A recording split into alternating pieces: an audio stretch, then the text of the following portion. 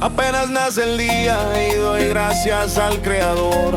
Busco mi prenda de lana con alegría y amor. No es un vestido cualquiera, no es por mera vanidad. Es el sello en mis esquinas de mi propia identidad.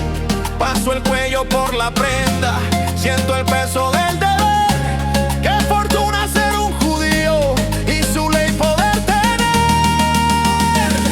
Sí, sí, sí, sí. Blancos hilos de verdad que me cuentan los secretos de la fiel santidad. Al mirarlos yo recuerdo lo que Dios me mandó y mi corazón se alegra con lo que Él nos entregó.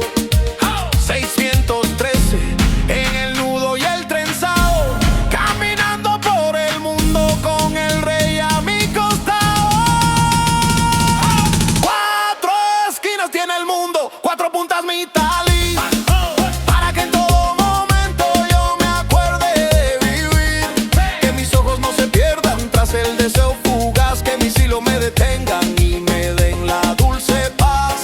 Es la marca del hombre libre, el uniforme del honor, que nos saca de Egipto y nos lleva ante el Señor.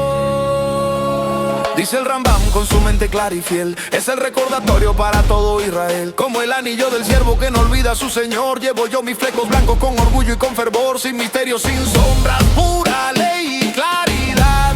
La lógica del precepto es nuestra felicidad.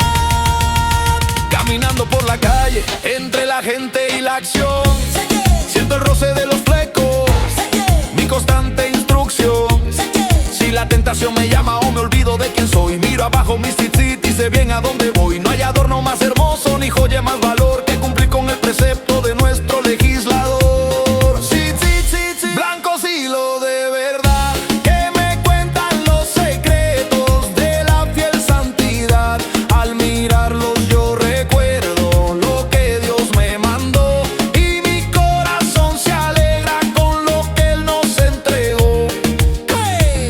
¡Qué alegría es ser sefardí, con la ley por estandarte de los hijos de Jacob!